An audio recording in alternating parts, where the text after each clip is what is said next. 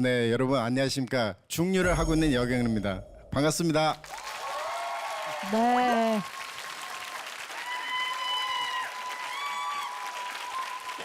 요즘 셰프님 인기가 하늘을 찌릅니다. 흑백 요리사. 네, 요즘에 인기 실감하시나요? 사실 인기가 있다는 걸 좀 느꼈고 최근에 홍콩을 갔는데 홍콩 길에서도 외국인들이 셰프 역을 하고 같이 따라하는 사람이 한번 했죠. 네. 히트를 할 줄 몰랐고요. 그럴 줄 알았으면 좀 더 정신 차려고 더 오래 갈 걸. 근데 사실 그때 당시에는 아침 6시에 파주에 갔었을 때 거기가 좀 추울 때 이럴 때가 그랬었거든요. 그때 촬영을 하셨군요. 끝나고 나면 다음날 6시 정도 보내요. 그러니까 24시간 있으니까 저는 이제 나이가 조금씩 먹다 보니까 떨어졌었어도 사실은 너무 좋다고 생각했어요. 집에 가서 잘 수 있겠구나 그 생각했죠. 어떻게 하시다가 또 나가시게 되셨어요? 흑백 요리사 제작진 분들이 한 6, 7분이 저한테 찾아와갖고 그 출연했으면 좋겠다 제안을 했었을 때 제가 웃으면서 그럼 내가 이겨도 그만 저도 그만인데 그 얘기를 했었는데 가만히 생각하니까 그럼 제가 참고라면 재밌겠네요 해갖고 이제 장난삼아 한 거였는데 네, 그렇게 된 것 같아요. 자신감도 있었죠. 근데 한 방에 그렇게 갈 줄은 꿈에도 생각 못했고요. 그때 당시에는 속된 말로 저도 사람이니까 창피하긴 했죠. 창피하고 하고 빨리 그 자리에 벗어나고 싶었고 또 집에 가고 싶었고. 네. 근데 이제 인터넷 댓글이나 그러한 것들을 보게 되면 거기서 이제 뭔가를 느꼈냐면 대한민국 역시 동방예의지국이니까 대한민국은 아직은 살아있다 하는 그런 생각을 갖게 된 것 같아요. 네. 와 진짜 대단한 거야. 아니 요즘 셰프님의 SNS 댓글도요 화제랍니다. 보겠습니다. 히히호호 기대하겠습니다. 쉬운 자리가 아닌데 나와주셔서 감사합니다. 이렇게 하셨어요. 여기에 셰프님은 뭐라고 하셨는지 한번 댓글 볼까요?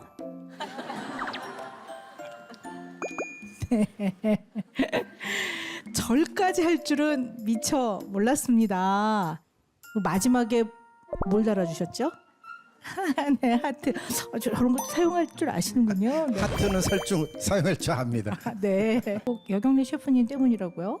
한 10년 넘게 같이 일을 했었으니까 거의 뭐 딸 같은 제자기도 하고요. 네. 요리대에 관련 그런 것들을 참가를 하게 되면 거기서 우승을 하게 되면 그걸 통해서 마음속에 열정이나 에너지틱한 그런 거를 할 수 있기 때문에 꼭 하라고 했습니다. 네. 근데 얼마 전에 보니까 우리 정지선 셰프님도 박은영 셰프 전에는 여경래 선생님 제자로 내가 있었다. 뭐 다 좋게 평가를 해주시니까 그 중국에 있는 교수가 저 중요리 명인 소속이라서 한국 사람들이 우리 학교에 되게 많이 온다. 그래서 그때 당시만 제가 생각한 것 중에 한국에서 온 친구들이라 하면은 한국에 왔었을 때 나를 찾으라. 그래서 일자리 같은 것도 많이 해주긴 했었어요. 네. 그래서 그러시군요. 정지선도 아마 그런 생각 때문에 그렇지 않아 생각하고요. 그때 당시는 한국의 중식에는 여성 셰프들을 안 쓰거든요. 네. 그래서 제가 이제 그런 부분들을 좀 많이 타파하려고 많이 노력을 했었어요. 옛날에는 뭐 이렇게 자료 같은 걸 구하려면 쉽지가 않으니까 근데 그렇죠. 저는 운이 좋게 사부님들이나 스승님들이 그런 책자를 준 것도 있고 어머. 조리사 면허증. 네, 조리사 네. 자격증인데 네. 이게 75년도에 제가 입문했고 이게 네. 1979년도 약 4년 후에 이제 면허증을 네. 딴 거죠. 이소룡 닮은 것 같아요. 이소룡 좀 닮았습니다. 네. 이런 것들은 제가 이제 직장에서 약간 하나의 이력서 같은 부분인데요. 1975년부터 시작해서 77년 함지박, 그다음에 79년 자격증 획득, 뭐 열빈 뭐 이렇게 옛날에 일을 했던 그런 네. 것들을 메모했던 것들이 나와 있네요. 메뉴판이 여기 다 있어요. 메뉴판. 잡채밥이 300원이에요. 잡채밥이 300원. 네, 이때 자장면 얼마인지 한번 볼까요? 150원. 150원. 네. 짬뽕 200원. 그것도 삼선 짬뽕 제가 좋아하는 겁니다. 삼선 짬뽕 200원. 그러니까 어떻게 보면 이 자료가 여경래 셰프님이 50년간 쭉 걸어오신 길을 어느 정도 보여주는 모아놓은 자료가 아닌가 싶습니다. 네. 중류를 시작한 지도 50년, 지금은 중식 업종을 이끌어 나가는 위치에 있지만 여러분이 보시기엔 제가 한 길을 무탈하게 쭉 걸어온 사람처럼 보일지는 몰라도 사실 저도 처음에는 중식 요리사가 되고 싶었던 건 아니었습니다. 저는 원래 또 미술을 좋아했고 나름대로 소질이 있었고 그런 쪽으로 좀 발전하고 싶었죠. 그리는 걸 좋아했기 때문에 고등학교나 대학교도 나오고 싶었고 그림을 그리는 화가나 만화가가 된 거는 분명합니다. 그런데 하고 싶은 것 하면서 세상 살 수 있는 건 분명 아닐 거라고 생각하죠. 그건 당연히 깨달는데 얼마 걸리진 않았습니다. 저는 아버지가 중국인이고 우리 어머니는 한국인이세요. 아버지가 상당히 일찍 돌아가신 5살 때 돌아왔지만 형편이 안 좋았죠. 어릴 때 학비도 제대로 못 내고 하루 한 끼만 먹을 때도 상당히 좀 많았었고요. 더구나 공부도 많이 안 했기 때문에 중학교밖에 안 졸업했으니까요. 선택권이 별로 없었고요. 그 당시 어머니가 생계를 하기 위해서는 막걸리 장사를 했어요. 그래서 옛날에 왕대포라 해갖고 그런 장사를 했는데 제 동생 이름은 여경옥이거든요. 3살 어린 제 동생하고 먹을 게 없어서 남은 막걸리를 먹으면서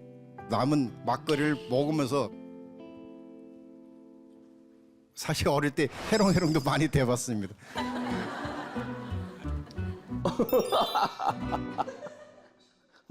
어느 날 어머니가 저를 불러다 놓고 아버지가 없는 상태에서 엄마가 해줄 수 있는 거는 딱 여기까지다. 너는 중국 사람이 자식이니까 가서 중요리 기술을 배워라. 내일 모레 서울에서 왕소모 아저씨가 올 테니까 그 아저씨 따라가라. 이렇게 한 적이 있었어요. 그때 나이가 한 15살, 16살 정도였고 중학교를 갓 졸업할 때였고요. 고등학교를 너무 가고 싶어서 일주일 내내 울었던 기억도 나면 학교 간다고. 저는 왕서방 아저씨 손을 잡고 서울로 왔습니다. 제가 오토바이를 타고 배달도 직접 많이 했었기 때문에 또 빠라바라바라밤 그거 알죠? 중집 생활을 처음에 그렇게 시작을 한 거죠. 주말에서 일을 한 거는 종로구 관철동에 있는 중식당에서 처음 취직하고 처음 입문했을 때는 한 달에 6,000원 정도 받았습니다. 그리고 그때는 뭐 음식이나 그런 기술을 배우려 한다 그러면 어깨너머로 배워야 되는 거죠. 일로 와, 이렇게 이건 이렇게 하는 거야, 저렇게 하는 거야. 그리 가르쳐 줄 리는 없었고 사부님 뭐 하는 거 옆에서 지켜보고 있으니까 그러면 뭐 야 경례야 냉장고 와서 양파하고 대파하고 당근이나 뭐 갖고 오라고 해요. 빨리 갔다 와서 그걸 봐야지 하면 끝나버렸어요. 옛날에는 그런 식으로 이제 철두철미하게 기술을 잘 안 가르쳐주고 했죠. 이렇게 말하면 잘난 척하는 것 같지만 저는 사실 사부님들한테 한 번도 혼난 적이 없어요. 왜냐면 저도 눈치코치가 좀 빠른 편이었었기 때문에 일하는 센스 이런 것들도 좀 되게 필요하지 않나 생각합니다. 80년대 초에 우여곡절 그때 선배님의 호텔에 갔는데 주방 30명 정도 서열 2위였었으니까 그때 82년도에 월급을 60만 원 받았으니까 상당히 많이 받은 거죠. 대졸 신입사원 같은 경우는 월급이 30만 원밖에 안 됐으니까 처음에 제가 입문했을 때 아까 말씀드린 월급 한 달에 6천 원 받았다가 그 사이에 무려 100배 정도 오른 거니까 역시 역시 제가 성은 여씨라서 여씨는 또 있네요. 여기에는 3권의 노트가 있는데요.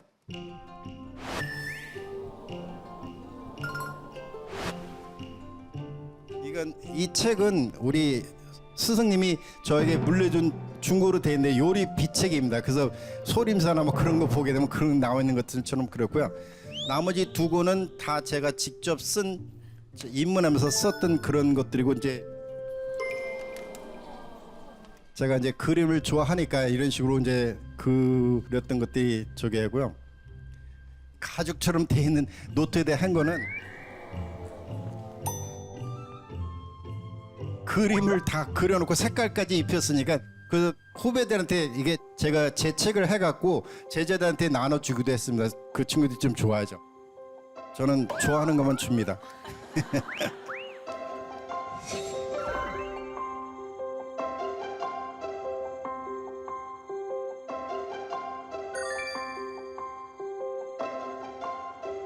그걸 매일매일 적다 보니까 쌍코피가 터지기 시작하더라고요. 이제 밤에 잠을 안 자니까 새벽 3, 4시까지 했던 것 같아요. 그래서 나중에 생각해 보니까 손재주나 감각이 요리하는 데는 상당히 도움이 됐다고 생각하는 거는 제가 그림을 그리니까 공부하는 데도 상당히 도움이 됐다고 생각하고요. 이 책들은 상당히 몇십 년 갖고 있던 것들이기 때문에 저의 개인적인 보물이라고 생각하기도 합니다. 이렇게 돌아보니까 처음서부터 중식 셰프가 되려고 한 건 아니지만 아예 다른 길을 거는 건 아니었다고 생각합니다. 그 어린 시절 가정 형편 때문에 다 포기하고 요리를 시작했을 때 정말 절망스러웠고 또 이 중집에서 일을 하는 그 자체가 나한테는 하나의 구렁텅이에 빠져 있다고 생각했는데 건져줄 수 있는 사람이 아무도 없다고 생각했죠. 근데 정말 암울했잖아요. 암울한 그런 시절이 있었는데 화교라는 특별한 이유 때문에 어쩔 수 없이 시작하게 된 이 일이라고 생각하는데요. 어느 날 생각하니까 이것이 어쩌면 나의 천직이지 않을까 생각하기도 합니다. 그래서 요즘 명장인이 뭐니 다들 이렇게 긍정적으로 저희들을 평가를 해주시니까 일단 무조건 감사할 따름이고요. 그래 끝까지 주방에서 일하다가 주방에서 죽자 하는 생각도 사실 있습니다. 흑백 요리사 하면서 사실 더 바쁘다 보니까 업장도 아까 전에 많이 손님도 오시고 죄송합니다. 저기 해주세요. 어쨌든 그러다 보니까 저는 해외 스케줄 되게 많고 저는 이제 이런 식으로 말로 하는 건 잘 못하니까 저 음식 같은 거 시연을 보여주면 다시 한번 쓸게요. 잘합니다. 그 하게 되면 그 분들이 되게 좋아하세요. 그런 음식 같은 거 보여주고 퍼포먼스는 또 중식 또 짱이잖아요. 그런 거 저는 진짜 잘하는데 말로만 하게 되면 처음에 이거 하라고 했을 때 아까 여러분들 혹시 제가 책 읽듯이 했는지 모르겠는데 그냥 용서해 주세요. 어쨌든 간에 앞으로도 저는 제가 걸어온 이 길을 더욱 힘차게 걸어가도록 노력하겠습니다. 감사합니다.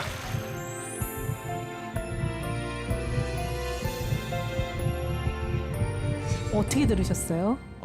들었을 때 정말 전 놀란 게 지금 제가 여태까지 왔던 길들이 사부님은 더 일찌감치 먼저 그 과정을 거치셨잖아요. 근데 정말 힘들었을 것 같고 저도 그 비슷한 상황에서 올라왔거든요. 근데 이제 그리고 그림으로 여경래 사부님이 음식을 지금 표현하신 거 보고 정말 대단하다는 그런 생각을 하고 있습니다. 네.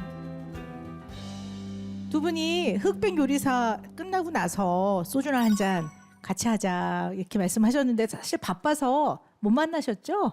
아직도 날짜를 잡을 수가 없을 것 같아요. 임 셰프는 지금 아마 저희보다 더 바쁘지 않을까 생각하고요. 네, 저도 그렇군요. 바쁘긴 하지. 여경래 사부님은 정말 하늘 같은 존재예요. 중식 쪽에서. 하늘까지. 네, 그래서 제가 이제 우러나온 마음에 이제 사부님을 모시려고 제가 많이 부족합니다. 많이 부족하지만 사부님께 제자로 받아달라고 말씀드렸는데 사부님이 좀 더 지켜보자. 저한테. 사실 그 얘기에 대한 것은 사실 만약에 제대로 삶으려면 이 사람의 된됨이나 그러한 것들을 상당히 중요하기 때문에 조금 시간을 두고 지켜보겠다 하는 그런 얘기였고 알고 보니까 이 친구 짱이더라고요. 네. 댓글이나 혹은 주변 사람들이 칭찬이 자주 하고 하다 보니까 내가 오히려 더 친해지고 싶은 그런 마음이 생겼습니다. 아유, 감사합니다. 네. 얘기를 쭉 나눠보니까요. 두 분 정말 닮은 점이 많은 것 같습니다. 심쿵단 여러분께 마지막 인사 부탁드립니다. 사실 보잘것없는 저의 인생 스토리를 경청해 주셔서 감사드리고요.